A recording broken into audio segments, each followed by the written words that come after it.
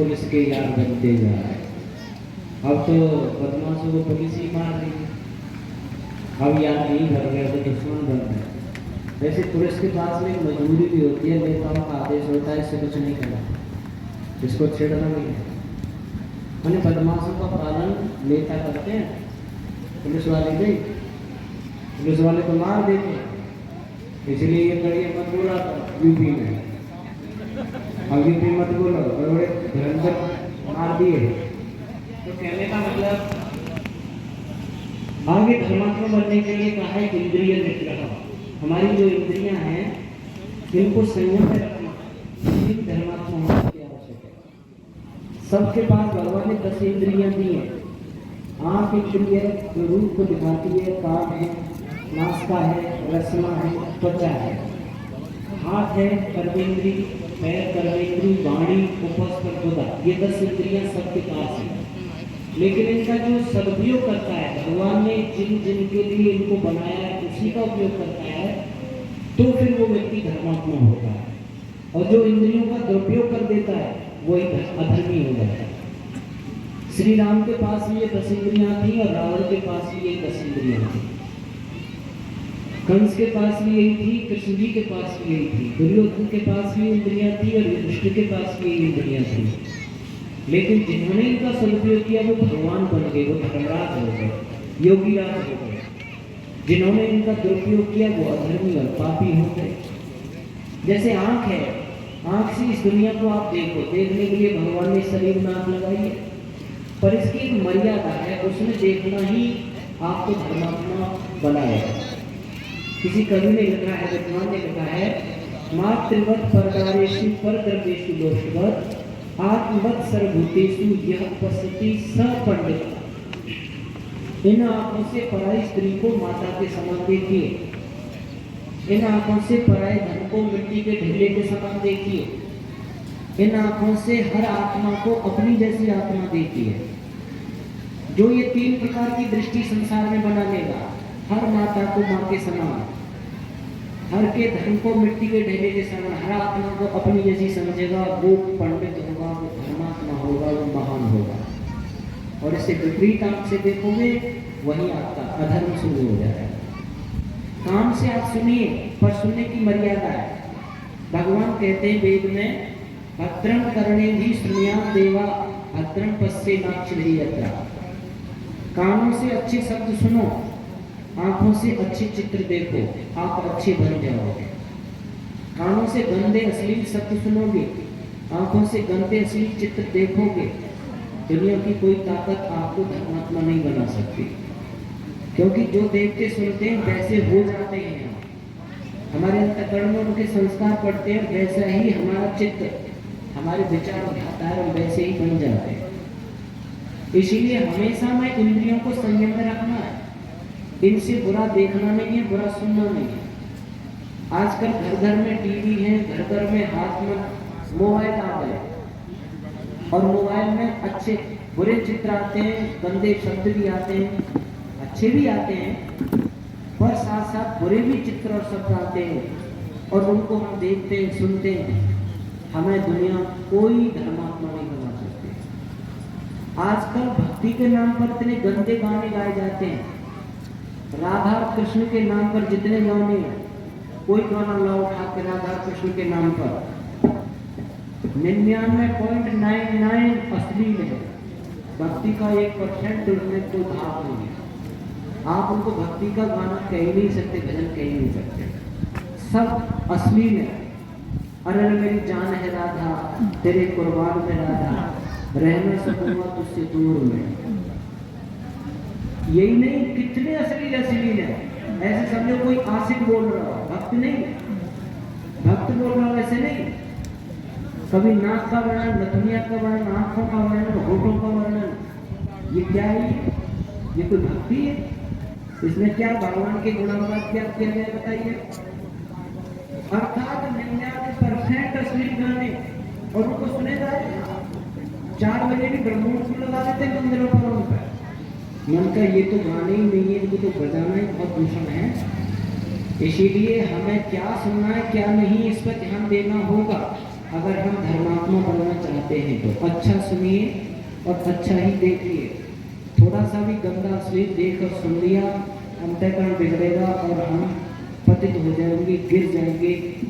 साधकों का अन्वेषण है, कोई चित्र अंदर चिंतन में चला गया, उसको मिटाना बहुत टेढ़ी चीज हो जाती है। किसी कवि ने एक बात कही है, कुरंग मातंग पतंग ब्रह्म मीना पंच भिरेव पंचः एकः प्रमादी सकथं हन्यते यः सेवते पंच भिरेव पंचः। बोला एक एक इंद्री के वशीभूत होकर पशु पक्षी अपनी जान दे देते। हिरण जो होता है उसको कैसे पकड़ते हैं? पकड़ने वाले एक जाल बिछा देते और बांसुरी बजाते हैं, क्योंकि वो शब्द की तरफ आकर्षित होता है, कान का कमजोर होता है। बांसुरी बजाते हैं, उसको सुनने के लिए लालच होकर वो आता है और जाल में फंस जाता है, फिर उसकी दुर्गति होती है। एक शब्द के आकर्षण में हिरण प्राण दे देता है। हाथी जो होता है वो स्पर्श इंद्रिय का कमजोर होता है। हाथी को पकड़ने का क्या उपाय करते? खड्डा खोदते हैं और उस खड्डे को लकड़ियों से काटते हैं और उस पर एक मदमस्त हथनी को बनाकर रख देते हैं। दौड़ा हुआ हाथी आता है, उसे स्पर्श करने और वो खड्डे में गिर पड़ता है, फिर उसे कैद कर देते हैं। कितने दिन भूखा प्यासा रखते हैं, फिर सूंड के इशारे पर, पैर की एड़ी के इशारे पर नाना नाच नाचता है। पतंगा जो होता है वो आंख का कमजोर होता है। आपने देखा हो आपके घरों में दीपक जल रहे हैं और बहुत वैसी लाइटें जलती हैं, हाइड्रोजन जो होती हैं विवाह शादी में। पतंगा कितना आकर्षित होता है, उसके चारों तरफ घूमता रहता है, इतना बेहोश हो जाता है कि दीपक की लपटों में अपने को जला के खत्म कर देता है। आंख का कमजोर होता है। और कहते हैं भंवरा नासका का कमजोर होता है, फूल पर बैठा है, गंध लेता है, सूर्य अस्त हो जाता है, पंखुड़ियां सिकुड़ जाती हैं, उसमें कैद हो जाता है। सोचता है सुबह होगा, सूर्य उदय होगा, पंखुड़ियां खुलेंगी, मैं निकल जाऊंगा। इतने मदमस्त हाथी आता है, कुचलता हुआ चला जाता है, गंध के वशीभूत होकर जान दे देता है। मछली रचना की कमजोर होती है, कोई कांटा लेते हैं, उसे मांस का लोथड़ा लगाते हैं, आटा लगाते हैं, ऐसे नदी में फेंक देते हैं। मछली से खाने को होती है, झटके से उस कांटे के साथ में बाहर आ जाती है, तो जान दे देती है। एक एक पशु पक्षी एक एक इंद्री के वशीभूत जान दे रहा है, पर तुम तो पांचों के ग्राहक बने हुए, न आंख बस में, न कान बस में, न रसना बस में, न कोई इंद्री बस में नहीं है, तो आपका क्या हाल होगा? इसलिए इंद्रिय जीत बनो, संयमी बनो, जितेंद्रिय बनो। आंख से करो बुरा नहीं देखना, कान से बुरा सुनना नहीं, बुरे शब्द दिया तो कान बंद कर दो और वहां से हट जाओ, दूर हो जाओ। अगर कान में गंदा शब्द पड़ गया फिर मिटाना मुश्किल हो जाता है। और सभी इंद्रियों को जो संयम में रखते हैं, इसलिए भक्ति देव ने एक बात कही, येषां न विद्या न तपो न दानं ज्ञानं न शीलं न गुणो न धर्मः ते मर्त्यलोके भूता मनुष्य रूपेण मृगाचरन्ति। जिसमें विद्या नहीं है, शील नहीं है, धर्म नहीं है, सदाचरण नहीं है, जिसमें ज्ञान नहीं है, वो तो मनुष्य इस भूमि पर वजन है, भार है, मनुष्य का शरीर है, पर मृगाचरन्ति पशुओं के समान विचरण करेगा। वैसे देखा जाए तो हमसे पशु अच्छे हैं, वो अपने धर्म पर टिके हुए हैं, हम पशुओं से नीचे गिर गए।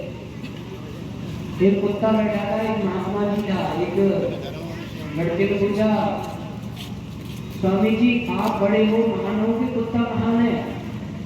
स्वामी जी ने कहा, देख भाई, अगर मैं धर्म पर हूँ, धर्मान के जीवन की महान और मैंने धर्म त्याग लिया तो मेरे से कुत्ता महान है। पशु पक्षियों ने धर्म नहीं छोड़ा, गधा घास खाता था, आज भी घास खाता है, आगे भी गुजारा घास खा के करेगा। शेर मांस खाता था, आज भी मांस ही खाता है, आगे भी मांस खा के पेट भरेगा। पर ये मनुष्य ये घास भी खा जाए और मांस भी खा जाए, हमारे लिए कोई नियम नहीं, हम कुछ भी खा जाए, कुछ भी कर। इसलिए सारे धर्मोपदेश हमारे लिए इंद्रिय जय, ऋषि कहते हैं सभी इंद्रियों को बस में करके रखिए, तब जाके हम धर्मात्मा होंगे और तभी महान बनेंगे। कुछ लोग कहते हैं साहब हम तो वैसे ही महान है सृष्टि में मनुष्य। देखो मनुष्यों में महानता अच्छी कोई चीज है, उसकी तुलना पशु पक्षियों से दी जाती है। हम कोई महान नहीं, हमसे ऊंचे पशु पक्षी हैं। जैसे किसी की आंख बढ़िया हो तो कहते हैं क्या मृग नैनी है, आंख होने में सुंदर मृग होता है, मनुष्य की आंखें सुंदर नहीं होती। किसी की नाक बढ़िया हो तो कहते हैं क्या तोते जैसे नाक पा गया, नाक में भी तोता पास और तुम थे। कोई गाना बढ़िया गाता हो तो क्या कहते हैं क्या कोयल जैसा कंठ है ऐसा। यानी कोयल का सुविधा आज तक कोई गला नहीं निकालता, गले में भी गलेबाजी में कोयल सबसे प्रथम तो सेकंड थर्ड और थे।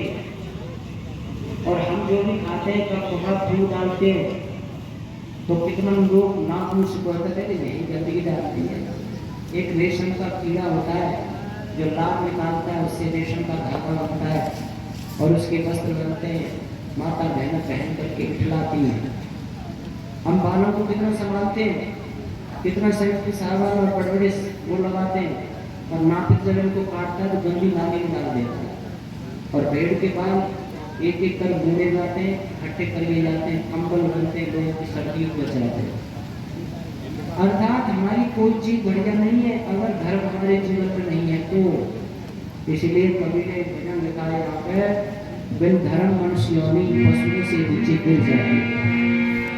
बिन धर्म मनुष्य योनि पशुओं से नीचे हो रे, पशुओं से नीचे गिर जाती। बिन धर्म मनुष्य योनि पशुओं से नीचे हो रे, पशुओं से नीचे गिर जाती। बिन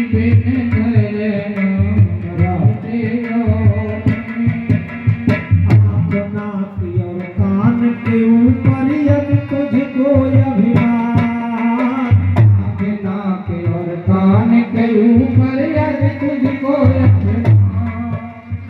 आँख प्रगा की नाक सुआ की, आँख प्रगा की नाक सुआ की, कंसूर सकल जहान भोले की अच्छी कहलाती।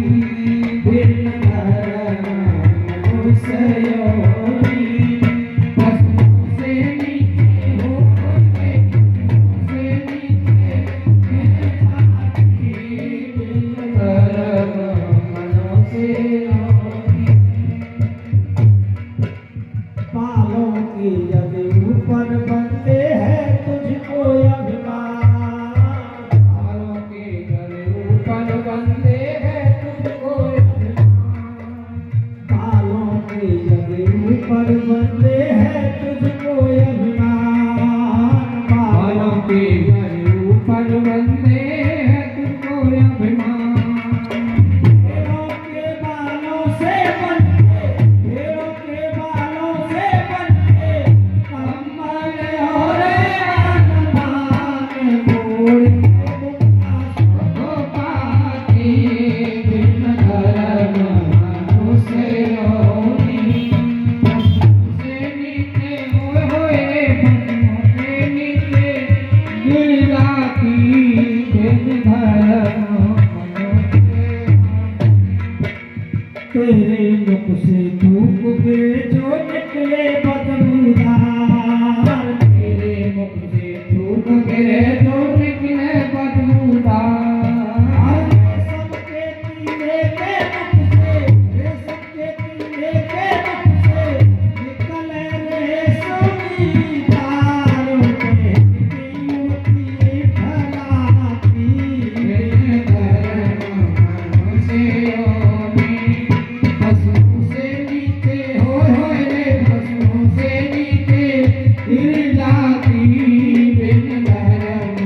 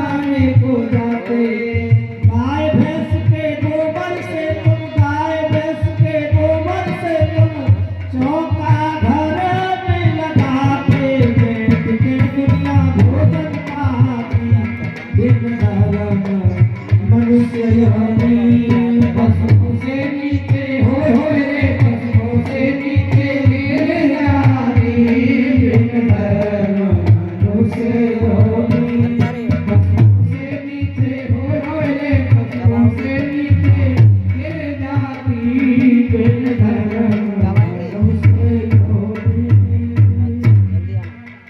सज्जनों माताओं बहनों, आगे चल के धर्मात्मा होने के लिए आता है धी। धी माने बुद्धि, बुद्धिमान होना। हमारे अंदर एक बुद्धि रूपी यंत्र है जो इस शरीर का सारथी कहा जाता है, ड्राइवर। जैसे गाड़ी है और उसका ड्राइवर बहुत प्रशिक्षित हो, बुद्धिमान हो तो यात्रा सफल हो। वैसे हमारे अंदर बुद्धि रूपी सारथी जितना ज्ञानवान होगा, सुंदर होगा, उतना ही आपके जीवन की यात्रा सफल है। इसलिए भगवान से सबसे ज्यादा प्रार्थना बुद्धि की करनी चाहिए। जगह जगह वेद मंत्र में आता है या मेधाम देवगणा पितरश्चोपासते तया मां मध्य मेधया में मेधा विलंब कुरु।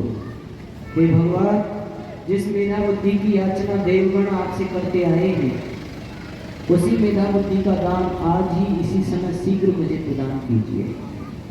और चाणक्य जी ने कहा बुद्धि यस बलम तस्य निर्बुद्धि कुतो बलम। जिसके पास बुद्धि है उसके पास सारे बल हैं, और बुद्धि नहीं तो उसके पास कोई बल नहीं। पर बुद्धि शुद्ध किससे होती है? बुद्धि ज्ञानेन शुद्धति, ज्ञान से पवित्र होती है। जितना जितना बुद्धि में ज्ञान धारण करोगे उतनी उतनी बुद्धि आपकी सुंदर बनती चली जाएगी और जीवन के बहुत उलझे हुए व्यवहारों को भी सुलझा देगी, अच्छा बना देगी। मैं एक छोटा सा उदाहरण देता हूँ। बुद्धि जिसके पास है वो कितना अपने को संकटों से बचा सकता है, कोई संकट ही नहीं आएगी समझे। एक बार क्या हुआ, एक राजा को एक घोड़ा बहुत प्रिय था। उसको रोज देखते थे, उसको चारा खिलाते थे, उसके इर्द गिर्द रहते थे और ये कह रहे थे कि भाई इस घोड़े हाथी, माफ करना, एक हाथी बहुत प्रिय था उसे और उसी के पास में रोज आते उसे देखते थे, बड़े हंसाते थे और ये सूचना कर रखी थी इस हाथी की मृत्यु का समाचार जो सुनाएगा मैं उसे मृत्यु दंड दूंगा। इसकी मृत्यु का समाचार नहीं सुनकर सकता, मुझे कितना दुख होगा उसे। अब एक दिन तो उसे मरना ही था, उसकी मृत्यु हो गई। अब सभी सोचने लगे राजा को सूचना कौन करेगा, और राजा आएगा यहाँ पूछेगा वो हाथी कहाँ है, तो कहना पड़ेगा तो मर गया, तो फांसी होगी तो कहेगा पहली बार। उनमें एक बुद्धिमान मंत्री था, उसने कहा मैं सूचना करूँगा। अब वो चलने लगा तो लोगों ने सोच लिया इसको फांसी हो जाएगी, ये कहेगा कि तुम्हारा हाथी प्रिय हाथी मारा गया। और जब वो दरबार में पहुंचा, महाराज को प्रणाम किया। महाराज ने कहा मंत्री क्या सूचना लाए? महाराज जो आपका प्रिय हाथी था वो निश्चेष्ट अवस्था में जमीन पर पड़ा है, ना महाराज प्राण हिला रहा है, ना सांस ले रहा है, ना छोड़ रहा है, ना महाराज कुछ खा रहा है, ना कुछ पी रहा है। राजा ने कहा ये क्यों नहीं कहते हुए मर गया है? महाराज मरने की बात तो आप ही कह सकते हो, हम कैसे कह सकते हैं? अर्थात अपनी बुद्धि से समस्या सुलझा दी। बुद्धिमान व्यक्ति के पास समस्या नहीं रहती, इसलिए भगवान से बुद्धि की कामना किया करो। आगे आती है विद्या। विद्या का बोधन भूतात्मा, आत्मा पवित्र बनाओगे विद्या और तपस्वी जीवन जीने। इसलिए ज्यादा से ज्यादा अपनी आत्मा में विद्या इकट्ठी करो। और विद्या के स्रोत हैं वेद, दर्शन, उपनिषदें, स्मृतियां, सत्याग्रह, श्रीमद्भागवत, रामायण, गीता, अच्छी जो धर्म ग्रंथ, इतिहास ग्रंथ है, उनसे भी हमें विद्या मिलती है। क्या करना चाहिए, क्या नहीं करना चाहिए, कौन सा धर्म है, कौन सा अधर्म है, क्या सत्य है, क्या असत्य है, किन कार्यों से पाप लगता है, किन से पुण्य बनता है, ये जानकारी कहाँ से लोगे? इस विद्या कहाँ से पाओगे? शास्त्रों से पाओगे। उसका अध्ययन हमें जरूर करना चाहिए। एक बात और बताएं, अगर कोई व्यक्ति सत्यार्थ प्रकाश पढ़ने लग जाए, महर्षि दयानंद रचित एक ग्रंथ है सत्यार्थ प्रकाश, अगर उसको पढ़ ले तो दुनिया की कितनी विद्या उसके पास आ जाएगी, कितना लुटने पिछले से वो बच जाएगा, उसे पढ़ने के बाद पता चलेगा। यूं समझिए हम जैसे कि कितने जीवन सत्यार्थ प्रकाश में बदल दिए, जीवन धन्य कर दिए। मैं यहाँ जो आया हूँ वो सत्यार्थ प्रकाश की ही देन है, ये समझो। और ऐसे कितने उदाहरण दे सकते हो। इसलिए आप महर्षि दयानंद का सत्यार्थ प्रकाश जरूर पढ़ना कहीं से, बहुत महंगा नहीं है। मैं सत्यार्थ प्रकाश के बारे में ये सोचता हूँ, वो तो मुझे आसानी से मिल गया। अगर कोई ये कहे कि मैं तुम्हारा जीवन, तुम्हें अपना जीवन बेचना पड़ेगा और तब मिलेगा, तो मैं अपना जीवन बेच करके भी उसे खरीद कर पढ़ना चाहता हूँ। इतना कीमती, इतना सुंदर, जीवन को धन्य करने वाला ग्रंथ है। आप उसको पढ़ें, कितनी विद्या आपकी आत्मा में आएगी और आत्मा धन्य होगी, ये उस समय पता चलेगा। और आगे चल करके आता है सत्यम। मैंने शुरुआत में कहा था सत्य ही धर्म है, धर्म ही सत्य है। आप ये पूछोगे धर्म को दूसरे नाम से और बताओ, धर्म का पर्यायवाची नाम बताओ, तो वो सत्य ही है। यानी सत्य, सत्य ही जीवन आचरण होना, धर्मात्मा बनना है। सत्य की हमारे यहाँ पर कितनी प्रतिष्ठा है, कहते हैं सत्यमेव जयते, सत्य की ही विजय होती है, असत्य की नहीं। और सत्यमेव तथा भूमि, ये भूमि भी सत्य पर टिकी हुई है और परमात्मा भी सत्य है। महर्षि दयानंद जी को सत्य इतना प्रिय था कि उन्होंने आसमान के 10 नियम बनाए। पहले 5 नियमों में उन्होंने सत्य को रखा है। पहला नियम है सब सत्य विद्या और जो पदार्थ विद्या से जाने जाते हैं उन सबका आदिगुरु परमेश्वर है, सत्य रखा है। दूसरा नियम ईश्वर सत्य चित आनंद स्वरूप निराकार सर्वशक्तिमान, इसमें सत्य को रखा है। तीसरा वेद सब सत्य विद्याओं का पुस्तक है, इसमें सत्य है। चौथा नियम सत्य के ग्रहण करने, असत्य के छोड़ने में हमेशा तैयार रहना चाहिए। पांचवा नियम सब काम धर्मानुसार, अर्थात सत्य असत्य को विचार करके करना चाहिए। यानी धर्मानुसार, धर्म क्या माना उन्होंने, सत्य असत्य को विचार करके करना चाहिए। और उन्होंने अपनी अमूल्य कृति का नाम भी सत्यार्थ प्रकाश रखा है, सत्य अर्थ का प्रकाश करने वाला ग्रंथ। और इसी कहते थे दुनिया के लोग मेरी मुनियों को बत्ती बना के जला डाले, जला जला करके बत्ती के रूप में प्रयोग करें तो भी मैं सत्य ही कहूंगा, झूठ नहीं। अर्थात जिनके जीवन में सत्य है वही वास्तव में धर्मात्मा है। वैसे हम मानते तो हैं सत्य से ही मुक्ति मिलती है, सत्य ही धर्म है, पर कब मानते हैं, अंतिम समय में। मैं एक छोटा सा उदाहरण दे रहा हूँ यहाँ पे। एक बार क्या हुआ, एक सेठ जी को वैराग्य हुआ। उन्होंने सोचा मुझे एकांत में रह करके थोड़ा स्वाध्याय सत्संग साधना करनी चाहिए।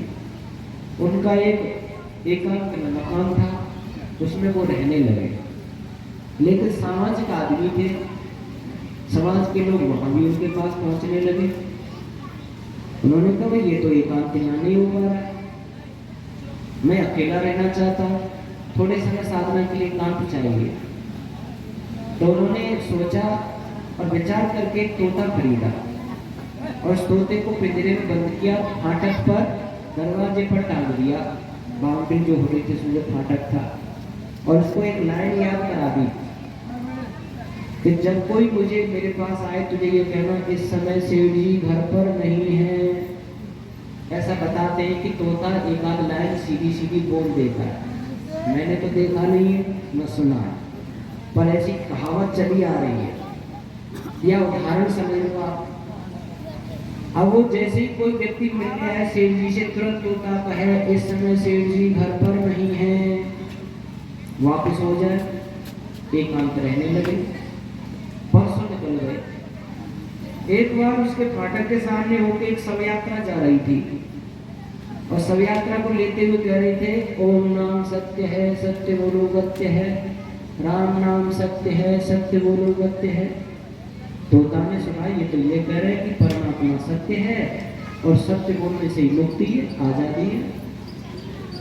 पर वे लोग अर्थी को सुनाते हैं, वो लोग जो सुनने वाला नहीं है। अर्थी किसे कहते हैं? आ माने नहीं, रथी बने चालक जिसका। आत्मा निकल गई तब वो अर्थी हो गई, क्योंकि सुनने वाला करने वाला तो निकल गया।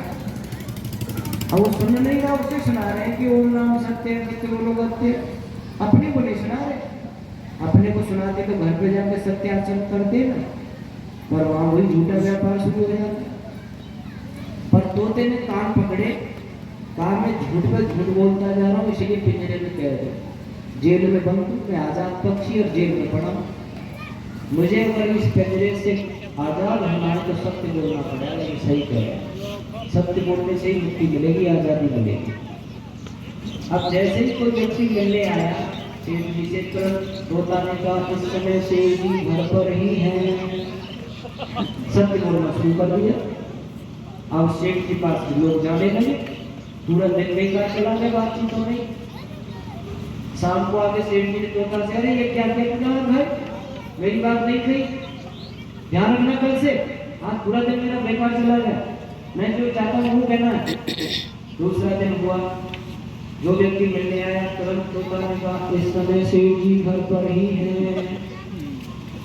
जब लोग आते रहे, दिन भर उनका व्यस्त रहा। शाम को आके तोता को डांट डपट लाई, तू मेरी बात नहीं कहा, कब तेरा दाना पानी बंद, तुझे भूखा मार दूंगा अगर तेरी बात नहीं कहेगा तो दाना पानी बंद कर दिया। अब भूखा है बेचारा, प्यास आ रही है, पर फिर भी मरी आवाज में कह रहा है इस समय सेठ जी घर पर ही हैं। मरी आवाज में, क्योंकि पेट भर जाए तभी आवाज निकले, भूखे तो ना निकले। अब फिर भी दिन भर उसके पास जाते रहे सेठ जी पे। सेठ जी आए, शाम को देखो मरने को हो रहा है, पर सत्य बात कह रहा है, मेरी बात नहीं कह रहा। सेठ जी ने सोचा अगर ये मर गया इसमें तो मेरे को पाप लग जाएगा, ये दीदी को लोगों का मानेगा नहीं। जब तू यहाँ से निकल, दूसरा तो क्या रखना तेरी जगह, तू मेरे काम करने भाग यहाँ से। उसका दरवाजा खोला, तोता उड़ा, उठते ही कहता जा रहा वो नाम सत्य है, सत्य बोलो सत्य है। 3 दिन सत्य बोला, आजाद हो गया, मुक्त हो गया। और एक बात ध्यान देना, किसी कवि ने भजन बनाया था, तितिक्षा की कसौटी पर जिसे जब जांच लेता है उसी विद्याधिकारी को अविद्या से छुड़ाता। भगवान भी कसौटी पर कसता है। 3 दिन तक उसे डांट डपट खानी पड़ी, भूखा प्यासा भी रहना पड़ा, लेकिन सत्य नहीं छोड़ा उसने। आखिर में वो सत्य के बल पर आजाद नहीं हो गए। इसीलिए हमारे जीवन में अच्छा आचरण करते हुए कुछ मुसीबत परेशानी भी आती है और वो पीछे नहीं हटते और वो सत्याचरण करते रहते हैं, फिर भगवान उसे सारे बंधनों से मुक्त कर देता है और उसे आजाद कर देता है, मुक्त कर देता है। इसलिए बड़े बड़े ऋषि मुनियों को बड़े बड़े संकट झेलने पड़े, पर वो पीछे नहीं हटे सत्य से और वो मुक्त हो गए दुनिया में। आगे चल करके एक और लक्षण दिया है, अक्रोध। क्रोध न करना। क्रोध हमारे जीवन का बहुत बड़ा दुश्मन है, शत्रु है। कहते हैं क्रोध अंदर और बुद्धि बाहर। क्रोध जाते ही बुद्धि बाहर खड़ी हो जाती है और उस व्यक्ति के अंदर फिर सोच खत्म हो जाती है। वो किसी सम्मानीय व्यक्ति का अपमान कर सकता है, किसी को गाली दे सकता है, स्वयं गोली खा सकता है, फांसी खा सकता है क्रोध में आके। क्रोध मनुष्य का सर्वनाश कर देता है, इसीलिए क्रोध नहीं करना चाहिए। क्रोध के जगह पर मन धारण करना चाहिए। पहले तो ये देखो ये क्रोध आता क्यों? क्रोध आता है इच्छा विघात पे। मैं जो चाहता हूँ वैसा नहीं होता तो क्रोध आता है।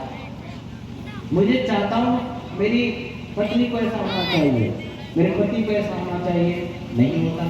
मेरे पुत्र बेटा बेटियों को ऐसा होना चाहिए, नहीं होता। मैं चाहता हूँ घर में ये काम होना चाहिए, वो नहीं होता तो मुझे क्रोध आता है। और क्रोध के बाद में क्या था? क्रोधा भवति सम्मोह, मूढ़ता आती है। सम्मोह स्मृति विभ्रम, स्मृति भूल जाती है। स्मृति ध्वंसा बुद्धिनाशो और बुद्धिनाशा प्रणश्यति, सर्वनाश हो जाता है उसका। इसीलिए ये सोचा करो पहली बार क्रोध में शांत करने के लिए कि हर बात मेरी मानी जाए, ऐसा हो नहीं सकता। मैं जैसे चाहूँ सब ऐसे हो जाए, ऐसा हो नहीं सकता है, क्योंकि सब अपने अपने संस्कार लेके आए, अपना संसार है, अलग अलग आत्माएं हैं, वो अपने हिसाब से भी काम करेंगी। मेरी पत्नी मेरे से भिन्न हो सकती है, पति मेरे से अलग आचरण के हो सकते हैं, बच्चे भी अलग आचरण के हो सकते हैं। मैं समझाने का काम तो कर सकता हूँ, पर जबरदस्ती मेरे ही अनुसार ये सब चले ऐसा तो हो ही नहीं सकता। भगवान चाहे दुनिया मेरी जैसी हो जाए तो हो जाएगी क्या? अपने अपने संस्कारों से जीते हैं सभी। इसलिए इसमें ज्यादा बुरा मत मानना करो, क्रोध मत किया करो, समझा तो दिया करो कि भाई ये ठीक है, ये ठीक नहीं, अगर जैसा लगे आपको वैसा करो। कुछ लोग तो देखो ऐसे क्रोधी हो जाते हैं कि जड़ वस्तुओं पर भी क्रोध करने लग जाए। हमारे गुरु जी वैद्य राजवीर जी वो बता रहे थे, उनके यहाँ गाँव में एक महिला थी, बड़ा क्रोध सा, हर समय कह रहा है बोलते हुए रहे। एक दिन क्या हो रही, जो है स्टील की पराठी उसमें आटा गूंद रही थी, तो ऐसे आटे में जैसे रगड़ा देती है ना माता है, तो वो आगे खिसक जाती थी। कहाँ जाती है, सौते दरवाजा जैसे लगा रहे, फिर आगे बढ़े, और उसे इतना गुस्सा आया कि चल चल चल 4 बजे तक ले रही है उसको, 2 बड़ी चल रही है, रोटी में आ रही। अब उसे ये बताने में क्रोध कहाँ कर रही है। कोई जा रहा है, खूंटे से पैर टकरा गया, ये खूंटा आ रहा गाड़ रखा है, एक घड़ी ना मारे खूंटे को फाड़ देगा। अरे आँख से देख के चल बाबा, खूंटे का क्या दोष है इसमें? पर क्रोध का वातावरण बन गया उसके दिमाग में, हर चीज पे क्रोध करेगा, बच्चों पे झिलकाना, उसमें गाली, उसमें गलौज। क्रोध तुम्हारा सर्वनाश करता है। क्रोध आए तो 2-3 बार सोचा करो। एक तो ये सोचा करो क्रोध मेरी ही हानि करेगा, मेरे अंदर जहर बनाएगा, मेरी बुद्धि नष्ट होगी, मुझे क्रोध नहीं करना, मुझे क्रोध नहीं करना किसी पर। इसमें मेरी हानि होगी, मेरी घर की बर्बादी होगी, लोग परेशान होंगे। दूसरी, क्रोध आए तुरंत पानी पियो जिससे शांति आ जाएगी। क्रोध आए तो उस स्थान को छोड़ दो, तीसरा उपाय। और ये क्रोध अहंकार में होता है, छोड़ने नहीं देता जगह को, छोड़ने नहीं देता, बर्बाद करके छोड़ता है अहंकार। क्रोधी आदमी बर्बाद होते ही रहता है माना। पर समझ में आ जाए तो पहले तैयारी करोगे जब काम चलेगा। आज से मुझे क्रोध नहीं करना है, क्रोध से मेरी हानि होगी, दिन दिमाग बिगड़ेंगे, क्रोध से घर का परिवार का माहौल बिगड़ेगा, लोग दुखी हो जाएंगे, मैं क्रोध नहीं करूँगा। पहले से सोचो, तब जाके वहाँ समझ सकते हो। इसीलिए हमेशा अक्रोध में रहो। हाँ, मन धारण करो। मन क्या होता है? जैसे बच्चा कोई उद्यम कर रहा है और गए बच्चे पिटाई कर दूंगा, सीधे हो जाओ। अब मैं ये क्रोध नहीं कर रहा हूँ, मैं बाहर से कठोरता दिखा रहा हूँ, अंदर से बच्चे के प्रति प्रेम है मेरा, पर बाहर से उसे साधने की कर रहा हूँ जिससे कि ये समझ जाए। गन्ने जैसा स्वभाव, ऊपर से कठोर, अंदर से मीठे। क्रोध अंदर से कड़वाहट पैदा करता है, अंदर से बुद्धि को बिगाड़ता है, उसे फिर होश नहीं रहता मैं क्या करने जा रहा हूँ। बहुत दुर्घटनाएं हो जाती है क्रोध में। इसलिए वो नहीं, दुष्ट और दुष्ट व्यवहारों को रोकने के लिए थोड़ा मंजू धारण करें, क्रोध न धारण करें। ये 10 लक्षण जिसने अपने जीवन में अपनाए वो निश्चित रूप से ऐसी कमाई करके ले जाएगा जो इस लोक में ईश्वर और